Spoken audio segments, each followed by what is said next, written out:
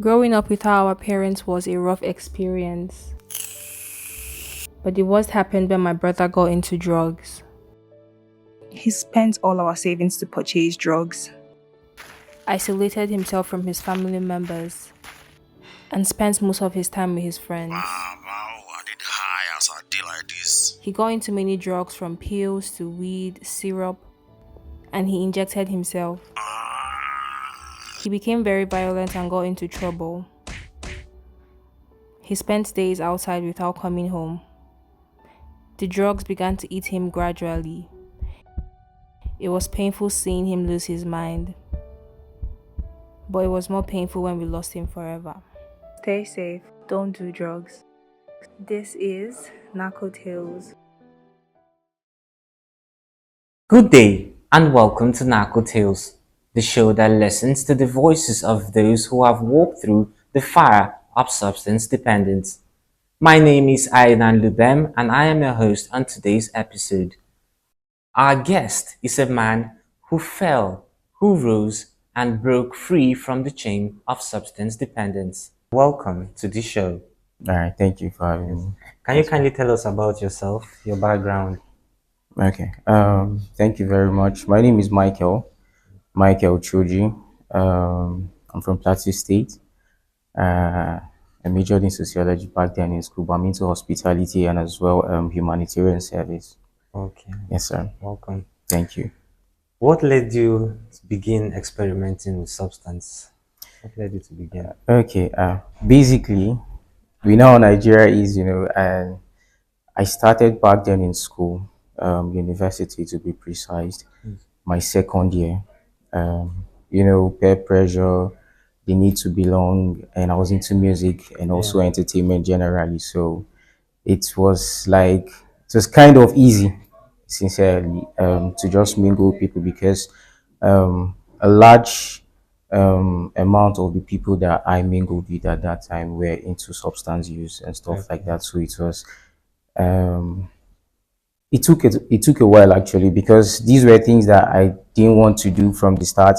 I wasn't involved into drugs and stuff like that, but then substance rather. So when I began to meet people, mingle with people, went into entertainment, nightlife, and stuff like that. Yeah. I think it just came in as a result of that pressure because of the people you're always around with. Yeah, but Okay. that was it. Wow. So how are you able to access these substances? Uh, I'd say I have personally gotten it, but I wouldn't say sincerely. I wouldn't say I have bought those substances myself most of the times. So you have friends who will just pull up to your house, come to wherever you guys are hanging out, and just come with such substance. But not to discredit, not to say I didn't know where those drugs were being bought. Yes. There are actually people who you're around with. There are friends that come to you. You have people in your area that just usually advertise or just bring those stuff, and then when you need them, you just call them. And these are people who are close to you, your neighborhood. You always find them. But that was basically how I was getting those substances. Okay. So when you began experimenting, what differences do you begin to feel in your body? I felt good.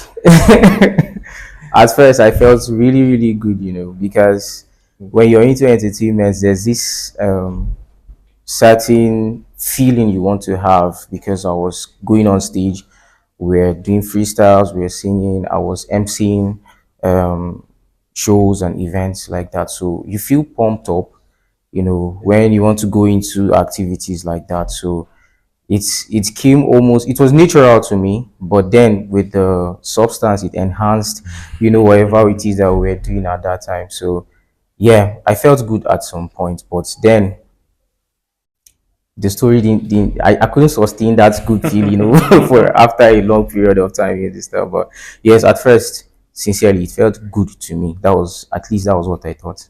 Okay. Can you describe your first time experience when you tried it for the first time? Yes. Just like I said previously, it felt good. But then, how I came across substance use and abuse we're hanging out. And then I think it was simultaneous. I started using alcohol and Okay. also the substance almost at the same time. Okay. And I grew up in Jos, so it was cold at that time, you know. So we're in school, and I didn't go back to my house, my family house at that period. So we were just hanging out, having fun in the compound, and then someone came with, the substance. Even though I knew of those substances before then, growing up, of course, you'd see TV shows, you'd see people in the streets that who are into stuff like that. So the first experience was we were just sitting down. It was cold. We had nothing doing. We were just in school, and school was not even on session at that time. So I think one of my friends, who was more like a brother to me, came with the substance that time, and that was my, I think, first year, towards the end of my first year. And so the substance was brought. I tried alcohol first. The Yes. first time it was very little, so it was good. It felt good. So eventually, that was it for me. The first time was like a trial, was like a precursor. It was, I didn't go hard on it. I didn't, because I was just trying for the first time. The experience was weird because I've never felt it. But then my early days really felt good. That I felt good using the substances as at that time. Okay, after your first experiment, did you have friends pressuring you to go into it deeper, or was the pressure much on you? I would like to state clearly that when it comes to stuff like that, I don't believe that people actually pressure you that much if you don't want to do something. The most dangerous thing about drugs or things that can be addictive is the fact that you ought to have a mind of your own to do it. If you don't want to do it, nobody's going to push you into do it. The truth is, you don't have to try it for the first. At first, you don't need to try it. That's the issue with stuff like that. So if you go ahead to try it for the first time, there's a tendency that you're going to continue doing it. So yes, I had people who introduced me into it, but subsequently it was of my own way and on my own doing. And growing up, based on the family I grew up from, the teachings we had, the cautioning and everything, I didn't really want to do stuff like that. Yes. I've held myself. I went to an all boys school, so I had friends who were already doing stuff like that, but I didn't engage myself into vices like that until I went into the university. It felt cool at that time because the most popular people, the most influential people at that time were people who were, Yes. engaging themselves in vices like that. So it only felt good as at that time. And from the kind of environment I grew up, I didn't want a situation whereby you have to go into the bush or to the river or you're hiding to do stuff like that. No, it wasn't my type of thing. But then what I would say actually convinced me, or it felt like some type of relief, was the fact that it was at my home in school. So these are people who are your friends, are your brothers. These are people who, so they meant well for you, but it only felt natural, But that was what happened as at that time. So we were basically doing it in our environment, our hood, if I'd like to say. A few times you do it in party places, clubs, or stuff like that. Yeah, but basically that was just it. We will now go on a short break. When we return, Michael has more to say.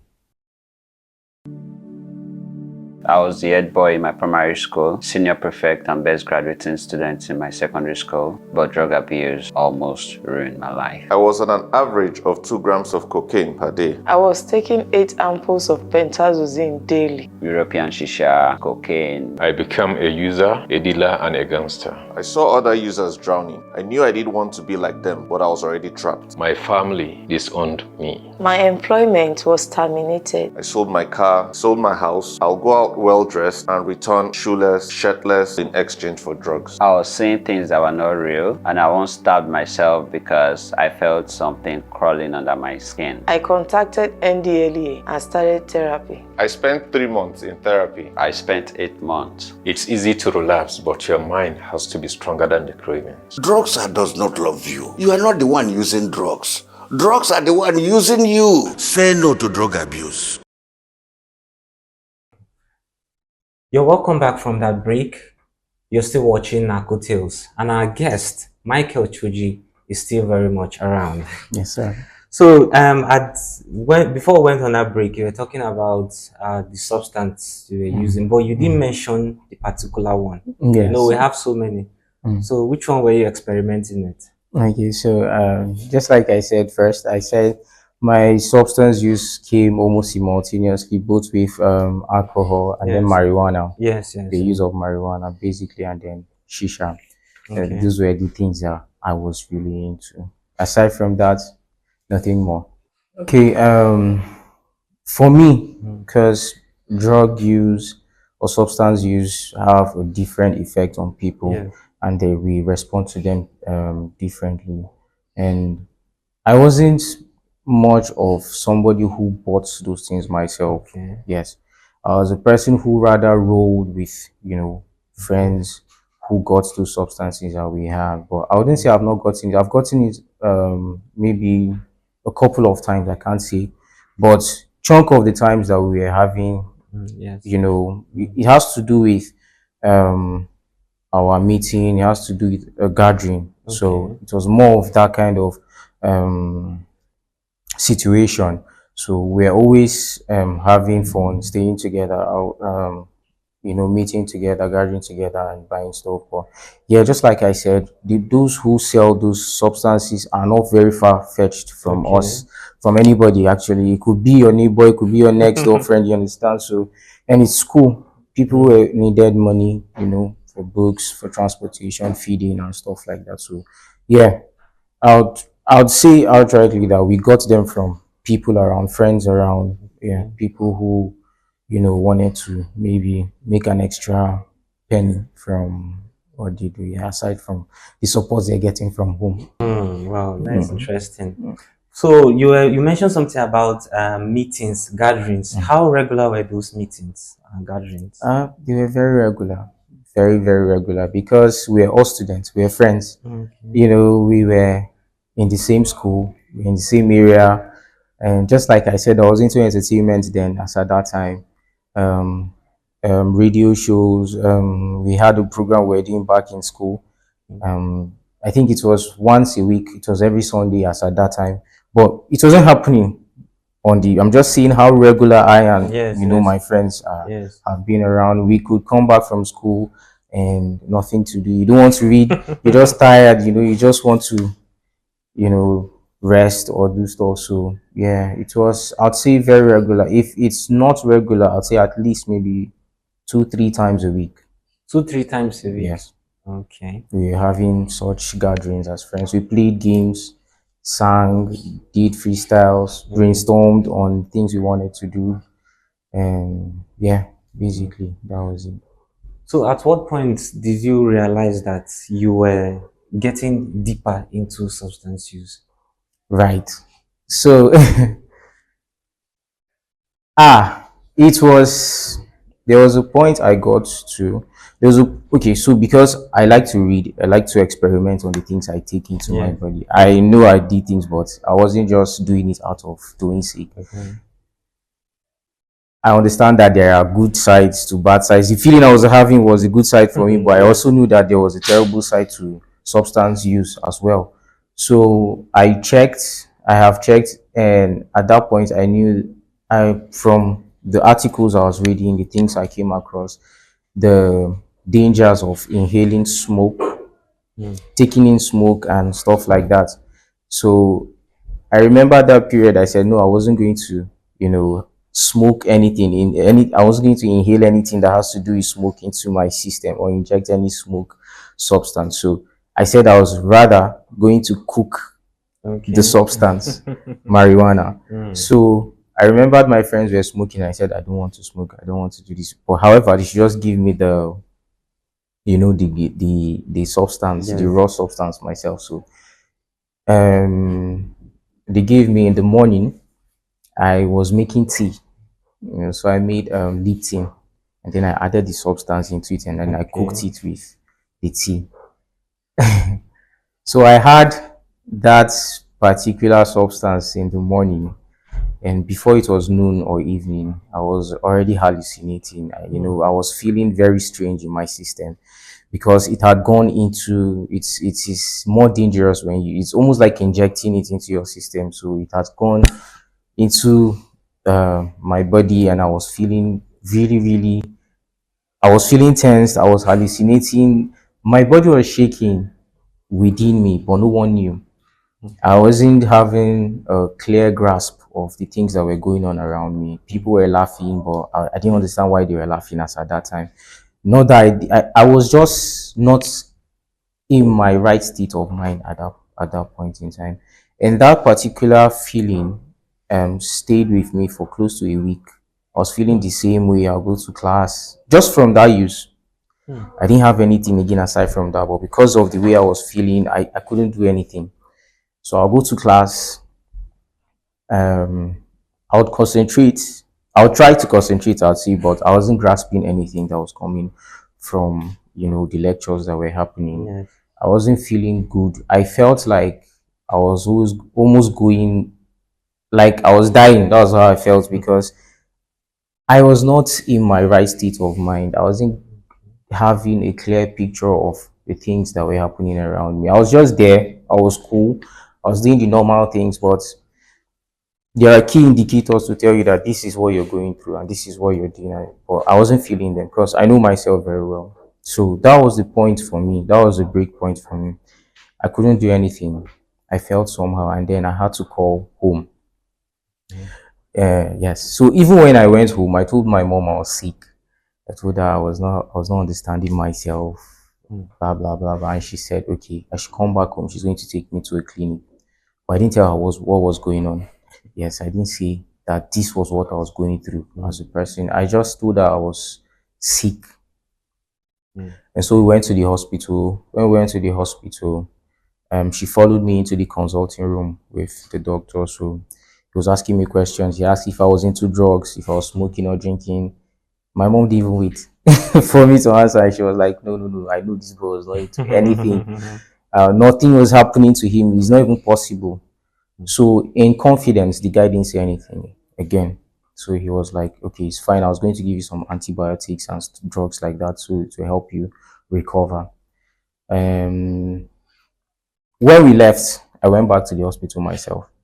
I didn't stay because I knew what he was saying was part of my problems as at then.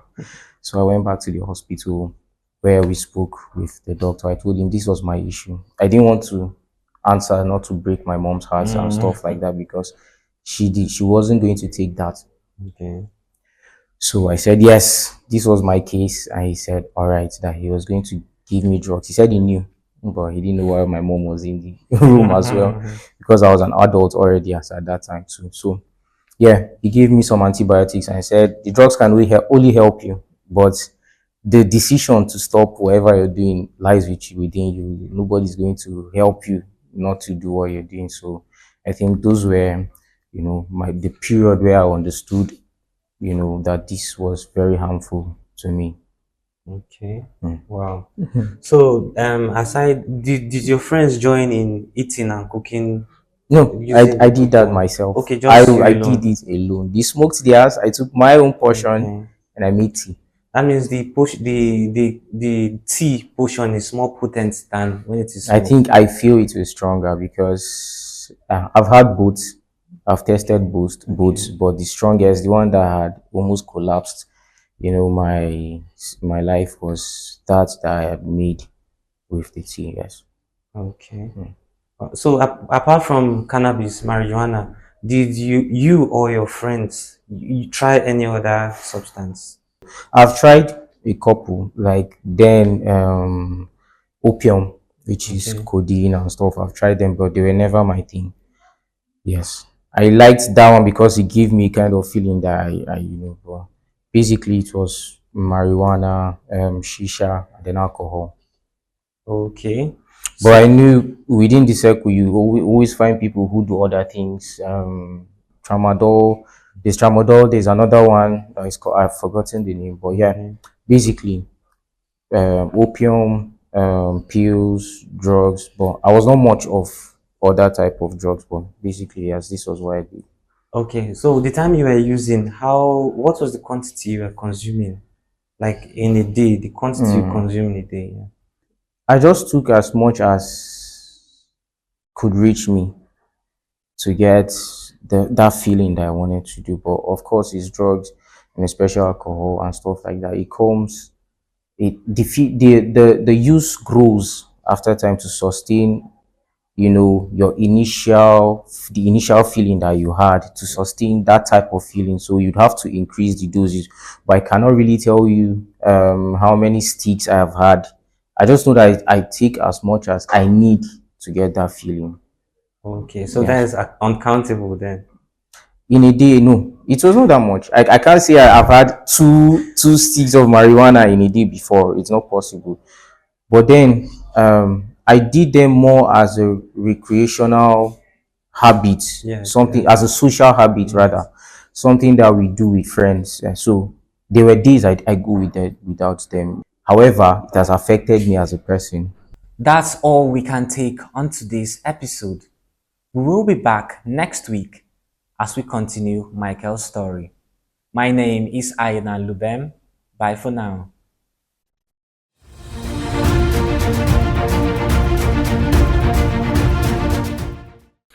Indeed, we do. We work with a number of these individuals because we know quite a lot of questions have been asked about some of them getting involved or even glamorizing or glorifying substance abuse on social media. To counter this, we have also gone out to encourage some of them individually and collectively to come out with the right message, with the right information that would sensitize and help our young people rather than those contents that their counterparts or their colleagues post on their handles that mislead quite a lot of our young people. We do all of those partnerships and relationships with some of these people, but then it's an ongoing effort. Don't do drugs. Don't do drugs. Don't try it though. He go choke you up. He go steal your sunshine up. He go shock you up. He don't kill him any youth from my area. Even for your area. When you start it to stop, it no go easy. As you dey drag am go, he dey drag you down. Water come out from my eyes, oh. When I remember all the guys, oh. Where many of them kicking bucket, oh. Some cut to socket, oh. Make we no forget, oh. No they talk it, oh. Say, don't do drugs. Rock up you see body, oh. Don't do drugs. Don't go wound your busy body. If you die, you go sad, oh. Oh yeah, help me tell somebody. Say, rock up you see body, oh. Body, oh. Body, oh.